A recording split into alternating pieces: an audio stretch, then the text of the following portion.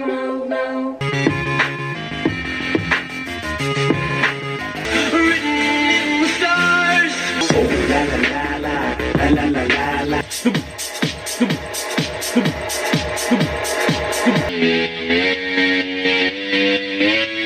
wake up every day is a daydream. Come and get your son, come and get your son. Come and get your son. You, yeah, you. Yo. Yo. Everybody in love, go put your hands up. Everybody in love, go put your hands up.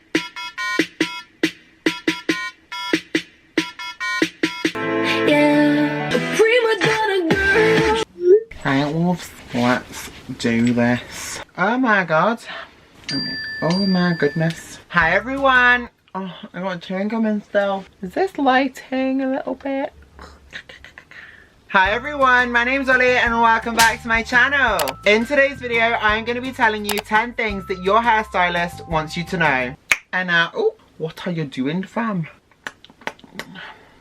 So for those of you who don't already know, I am actually a hairstylist. So just a quick disclaimer for this video, I absolutely love doing hair. So this isn't like me bitching about being a hairdresser. I absolutely love doing hair. I love my clients and it's a really enjoyable career choice. It's a really fulfilling career choice and it's something that I am really glad I went down that path. Okay, so the first thing on this list is don't be ageist. I used to get this so much when I first worked in a salon. I feel like in a workplace, people see that you're young and they instantly just assume that you're untrained, unqualified, inexperienced. And honestly, I think that is really awful because as soon as you start being ageist towards someone and then linking their age with what you perceive their ability to be, that instantly starts to knock that person's confidence. And that kind of goes for any job, any industry, any walk of life really. You shouldn't judge someone on how they look in general. I remember when I first started hairdressing feeling like everyone was always commenting on how young I was. You know, people kind of would always be like, oh, it's okay, I trust you. At the end of the day, they know that they're young. They know that they're relatively new to the industry, but you don't know what their skill level is like. I've heard horror stories from so many other hairdressers where you'll be halfway through doing someone's hair and all of a sudden they're like, I'm not happy with it, I'm not happy with it, I need someone more experienced. And then they kind of start slagging you off for being young and inexperienced. Everyone has to learn, everyone has to start somewhere, and you cannot book in with like a graduate level or an apprentice or anything like that and expect it to be perfection the first time. You do not get to pay tiny prices and expect vida sassoon. Don't book in with someone of a lower level or a learner or anything like that if you're going to kick off about it, because they are there to learn. So like I said, it's not something that I've ever personally experienced, but I have had friends and I've heard of other people in the industry experiencing that, and I just think it's a shame because you're kind of knocking someone before they've even had a chance to like learn something. So the next thing on this list is fringes. Now fringes are a big commitment. I feel like people are so flippant when it comes to a fringe. They think that if they have it cut in and they don't like it, it'll grow out like that. That doesn't happen. Your hair takes like 2 months to grow roughly an inch. So if you have a fringe put in and your hair's down to here, that's gonna take years to grow out, like not days. So you need to be really sure if you want a fringe put in, and I would definitely take recommendation from your stylist. I'm always brutally honest with my clients. If I don't think something's gonna suit them, then I will tell them I don't think it's gonna suit them. So that kind of takes me on to my next point, which is listen to your hairdresser. If somebody asks me for something and I think that it's not a good idea for them, I will not do it. I will say to them, that's absolutely fine, I understand where you're coming from, but you will have to go to a different stylist for that because I'm not comfortable doing that. The hairdresser is the professional at the end of the day. You need to listen to what they are saying. They are not telling you that if I cut it short it's going to stick up just for bands. I'm telling you that because your hair is going to stick up and you're going to be annoyed at me when it sticks up. The next thing on my list is to book the correct type of appointment. So the amount of times I have had people book in for a regrowth when they've actually wanted a full head of highlights. The reason we need to know what you want is so that we book out enough time. I've had it before where I've had to turn someone away because they booked their appointment incorrectly, and for some reason that was my fault. Sorry, I don't understand how it's my fault that you booked for regrowth and actually wanted a full head of foils, but okay. And then kind of on the same point, if you need to make a change to your appointment, just let us know with like an ample amount of time. Because once again, the amount of times I've had people where I've booked them in and then on the day they're like, oh actually I want this now. You need to let us know so that we can make sure we have all the correct colour, the correct equipment, we've got the right amount of time booked out, etc, etc, etc. The next thing is to be patient. Hair takes time. The amount of clients I've had where they think they are going to have a full colour, cut, blow dry and everything and walk out within an hour, like, it's so unrealistic. The next thing on my list is that if you ruin your own hair, don't expect me to be able to fix it. This is kind of relevant because obviously at the moment we've all just started coming out of lockdown, people are starting to go back to salons, and the amount of people who have messed up their own hair, like, really bad, and then expect you to be able to fix it. The amount of times that I get people messaging me, asking me, how would I do this to my own hair? I'm like, you wouldn't unless you fancy going to hair school for 2 years and learning how to do it. It's like I wouldn't try and build my own house, or I wouldn't try and fix my own car because I'm not a mechanic or a builder.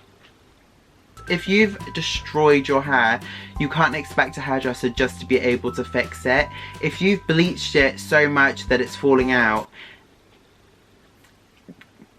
once hair is dead, it's dead. There is no amount of conditioner, Olaplex, anything that will save it. Like, once it's gone, it's gone. And that's why I always say to people when they are wanting to dye their own hair, are you willing to take that gamble? Especially if it's to do with bleach. Because once it's ruined and it can't come back from it. The next thing on this list is something that really bothers me when people try it on. When people try and negotiate the price, I always make a point of informing my clients of the price prior to booking their appointment. I'm not going to give any details or names, but I used to do a client and I probably did her hair like 10 times, and every single time I did her hair, I would inform her of the price beforehand on the phone before booking the appointment. She would be fine with it, and every single time when I went to take payment, there would be an issue. She would be like, oh, well, I didn't think it was gonna be that much. And not only is it awkward for you, it's also awkward for the client. Like, that's the price, hun. You're getting a service at the end of the day, and if you don't want to pay for that service, then don't have it done. The next thing on this list is kind of specific, and it's basically if you have got really dark hair, especially if it is box dyed to that colour, you cannot expect me to be able to get it to white in one round. But also you have to remember, it just depends how well your hair lifts. Your hairdresser can only do so much to try and get your hair to lift. And if your hair is stubborn and it won't lift, or the box day that you've put on it is stubborn and it won't lift, then you can't expect us to just magically lift your hair. I think people have the assumption that just because we say, oh no, that's gonna take 2 or 3 goes, it's because we wanna get more money out of you. That's not the case at all. If we could get your hair from black to silver in one session, we would do it 100%, because we would be like the richest hairdressers on the planet. Like, the amount of people who would be going to you would be insane. But it isn't realistic, and that's why you have so many people coming in with like orangey melted hair and expecting you to be able to fix it, and it's so unrealistic. So just trust the process, trust what your stylist is saying. If they are telling you that you need 3 sessions and you're gonna have to wait 10 weeks in between each session, that's what you have to do. Like, it's not really negotiable, it's just life. And it kind of goes back to what I was saying with when people bleach their own hair. Once it's dead, and once it's gone, it's gone.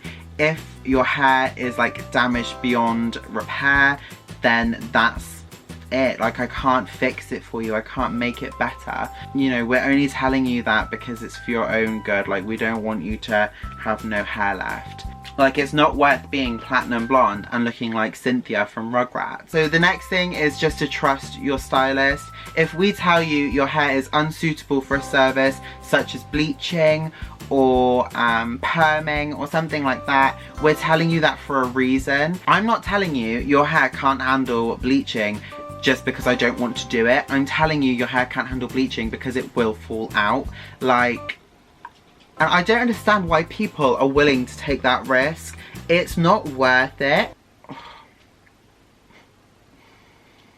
Stresses me out, man. So the last thing on this list is to listen to your aftercare advice. If I have just done a full head of bleach on you and then you decide to go swimming every day for a month and your hair goes green. The other one is when I tone people's hair or I colour people's hair and then they use like Head and Shoulders. I told you not to do that. Like, yeah, that's it really. The moral of this video is just to love and respect your hairdresser in the same way that they love and respect you. If they tell you not to do something, it's because they don't want you to destroy your hair. If we are telling you that you need to wait before you have any more bleaching done, if we are telling you not to use Head and Shoulders because it's going to strip all your colour out, that's because we want your hair to look good. That's our job. And then if you go against advice and you have negative repercussions from that, please do not expect your hairdresser to fix it for you for free. I feel so much better now that I've got that off my chest. So that is absolutely everything for today's video. I hope you all enjoyed watching it as much as I enjoyed creating it for you. If you did enjoy watching today's video, please don't forget to leave me a massive like and subscribe down below. If you have any questions or comments for me regarding today's video, please feel free to leave them all down below in the comment section. Also, don't forget to check out my Instagram account. I'll put all the details on screen right now and they will also be down below in the description box. And without further ado, I look forward to seeing you all in my next video.